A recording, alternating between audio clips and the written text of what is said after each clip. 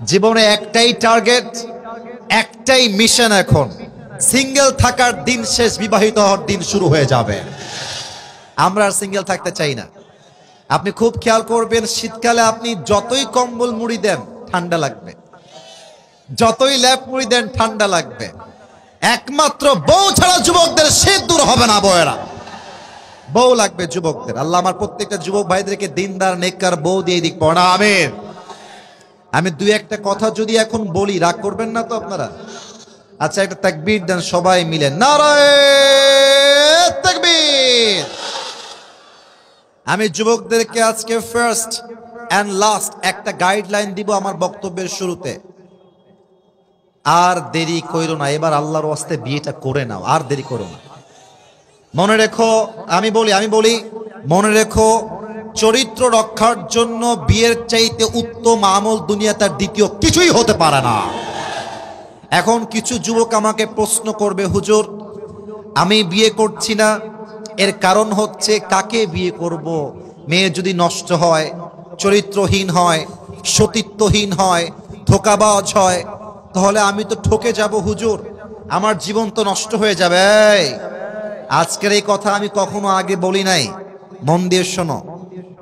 তুমি যদি ভাবো যে আমি আজকে এই মেয়েকে বিয়ে করব না, 2 বছর পরে আমি বিয়ে করব অন্য জায়গায়, তুমি যে 2টা বছর অপেক্ষা করবা বিয়ের জন্য, আফটার 2 ইয়ার্স, 2 বছর পরে তুমি যে অমুক মেয়েকে বিয়ে করবা, ওই মেয়ে যে ধোঁকাবাজ নয়, তুমি আমার গ্যারান্টি লিখে দাও, লিখে দাও, কোনো সন্দেহ নাই। হতে পারে সে ধোঁকাবাজ, হতে পারে সে চিটার বাটপার, আবার হতে পারে সে চরিত্রবান, ঠিক কিনা বলেন? তো এখন তুমি দেখো, তুমি যদি এখন বিয়ে করো অথবা পরে বিয়ে করো, তুমি জিততেও পারো, ঠকতেও পারো, 2টার সম্ভাবনা আজীবন থাকবে। কিন্তু একটু বুঝে শোনো, তুমি যদি 2টা বছর বিয়েকে আটকে দাও, 1টা বছর বিয়েকে আটকে দাও, শুধুমাত্র ধোঁকা খাওয়ার ভয়, শুধুমাত্র নষ্ট মেয়ে বিয়ে করবা কিনা সেই ভয়ে, বেটা তুমি যে 2টা বছর বিয়ে ছাড়া থাকলা, তোমার চোখের যে গুনাহ হলো, তোমার যৌবনের যে গুনাহ হলো, তুমি যে পর্নোগ্রাফি দেখলা, হিন্দি গান দেখলা, রাস্তায় গায়রে মাহরামকে চোখ তুলে দেখলা, এটার বিচার তোমার কে করবে? বলো বলো, এটার তো বিচার বড্ড ভয়ঙ্কর হবে। অতএব কথা একটা, ধোঁকা দিলে দিক, ডাজন্ট ম্যাটার। আমি মরদ মানুষকার ধোঁকাকে ভয় পাই না যুবক ভাইরা, ঠিক কি না? আচ্ছা, ধোঁকা খাবা, সমস্যা নাই। পুরুষ মানুষ তো বিয়ে একটা নয় 4টা করা যায়। একজন ধোঁকা দিবে, ওইটা বাদ, আরেকটা আমি বিয়ে করব। যতদিন বেঁচে আছি ভালো মেয়ে না পাওয়া পর্যন্ত আমি স্থির হব না, ঠিক কিনা বলে? অনেকের মাইন্ডে লাগবে কথা শুনতে, বাট কথা এটাই বাস্তব। মনে রাখবেন, ধোঁকা একজন সৌভাগ্য মানুষই খায়, ধোঁকা একজন যার কপাল ভালো সে খায়। কারণ ধোঁকা হচ্ছে আল্লাহর পক্ষ থেকে বিশাল বড় নিয়ামত। এই জন্য, কারণ ধোঁকার দ্বারাই আমরা বুঝতে পারি একমাত্র আল্লাহ ছাড়া আমাকে ভালো আর কেউ বাঁচতে পারে না। আমার রবি আমার প্রকৃত বন্ধু, আমার রবি হচ্ছে আমার আসল কাছের সত্তা।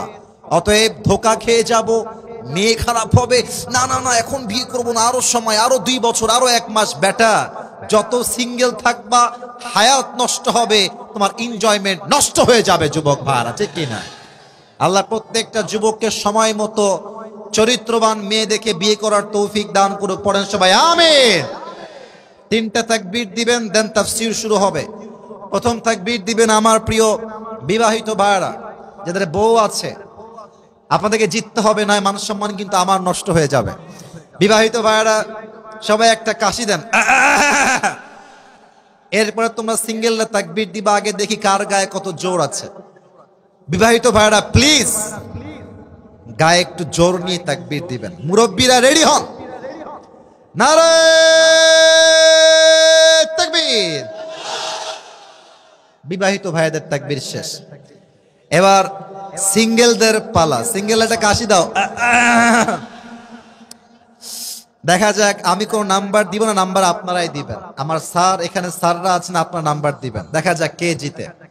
সিঙ্গেল ভাইরা তাকবীর দাও, বিবাহিত ভাইরা কিপ কোয়াইট, কিপ সাইলেন্ট, চুপ থাকবেন।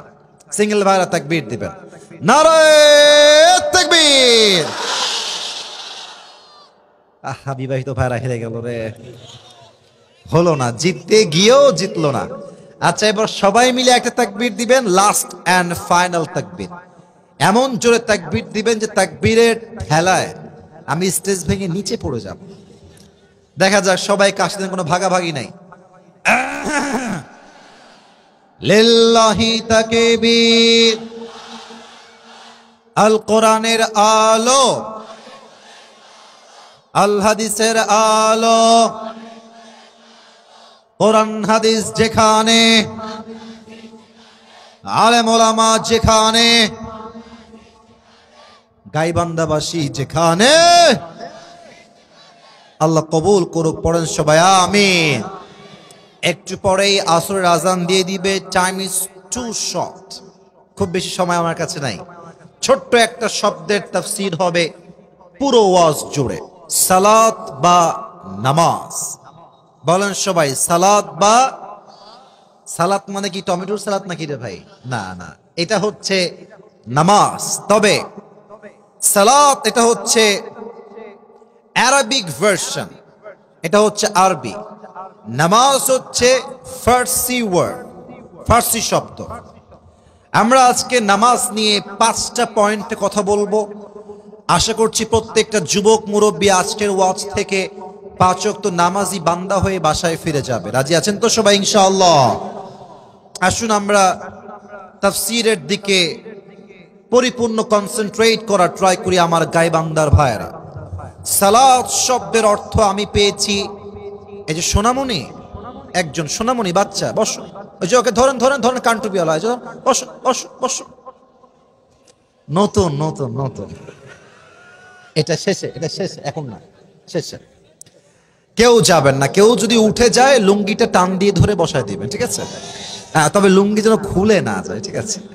অল্প সময় আছে, আমরা দোয়া না করে কেউ যাব না। রাজি আছেন তো সবাই ইনশাআল্লাহ? আমার হাত দেখেন, লুক অ্যাট মাই 3 ফিঙ্গার্স, 3 আঙ্গুল। বলেন এবার আমার হাতের দিকে তাকিয়ে, সালাত শব্দের অর্থ কয়টা? মুরব্বীরা কথা বলতে হবে আব্বাজান, বলেন সবাই কয়টা?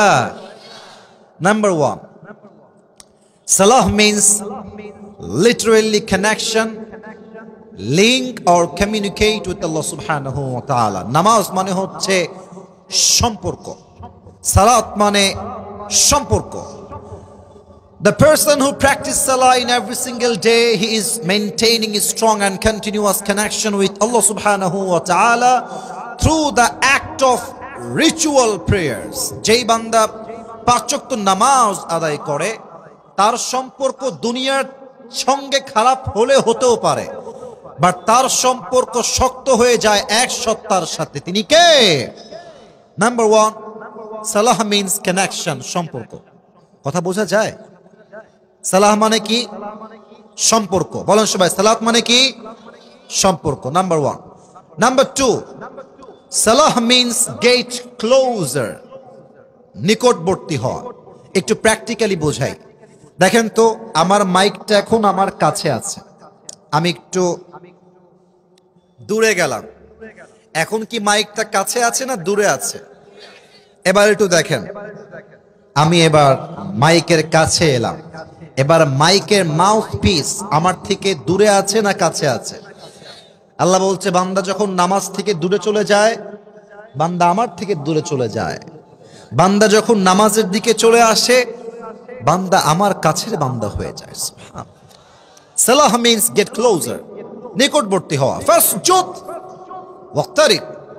If you want to get closer to Allah subhanahu wa ta'ala, prostrate and be closer to your Lord. সেজদায় লুটিয়ে যান, আপনাকে সবচেয়ে কাছের বান্দা হিসেবে কবুল করবে একজন, তিনি কে? 2 নাম্বার অর্থ শেষ, final and last meaning of salah, and that is turn face, মুখ ঘোরানো।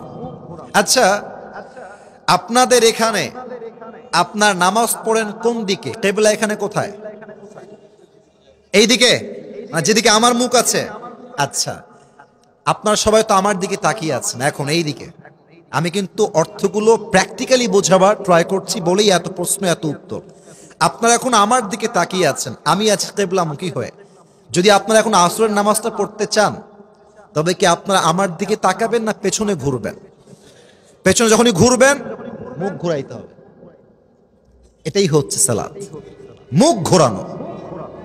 কোরআনুল কারীমে আল্লাহ রাব্বুল আলামিন বলছেন, যেটা ইব্রাহিম আলাইহিস সালাম বলেছিলেন, ইন্নী ওয়াজ্জাহতু ওয়াজহিয়া লিল্লাযী ফাতারাস সামাওয়াতি ওয়াল আরদা হানিফাও ওয়া মা আনা মিনাল মুশরিকিন।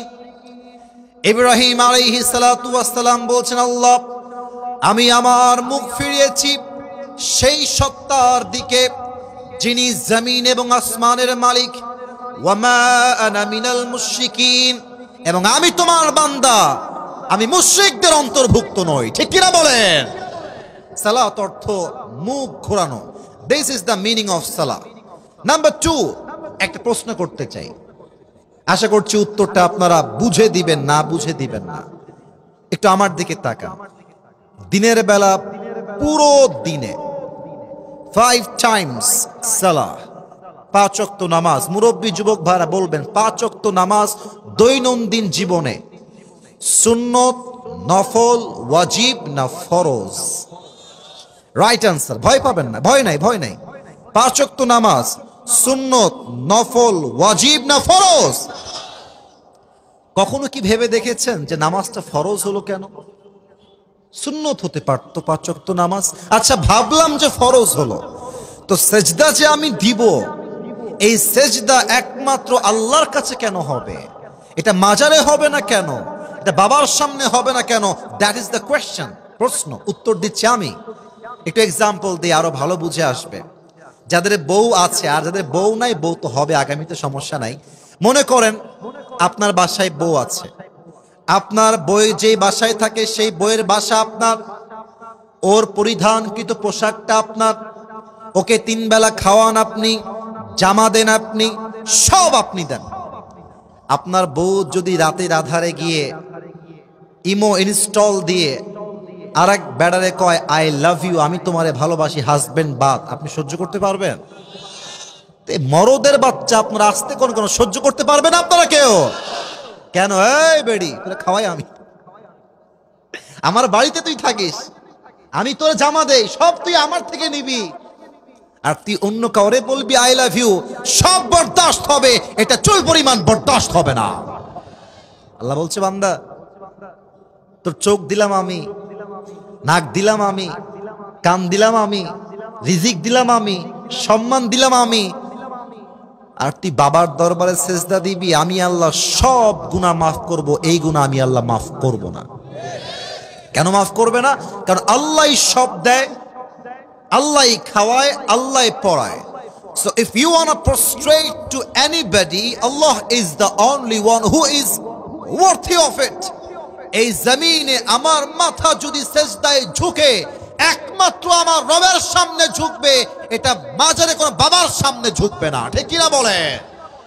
নাম্বার 2, নাম্বার 3 পয়েন্ট শর্টকাটে বলার ট্রাই করছি, because time is too short. কিছু ঘটনা আমাকে সামনে গিয়ে বলতে হবে, সময়ের প্রয়োজন। এবার আমাকে একটা উত্তর দেন, আমাদের দেশের যিনি এখন প্রধান উপদেষ্টা, তার নাম কি? ডক্টর ইউনূস সাহেব। নামটা খুব মারাত্মক, বিপদের দোয়া, দোয়া ইউনূস। আমাদের যিনি কনফার্ম জান্নাতি আপা ছিলেন, তিনি ভাবছেন যে যাব কোথায়, দেশে থাকলেও ইউনূস, বিপদে পড়লেও ইউনূস, ঝামেলার শেষ নাই। হ্যাঁ, তো আমি সবাইকে একটা কথা বলতে চাই, আমাদের যিনি বিগত প্রধানমন্ত্রী ছিলেন, তাকে নিয়ে আমি খুব বেশি কথা বলতেও চাই না, আমার কথা বলার কোন রকম রুচিও আজকে নেই।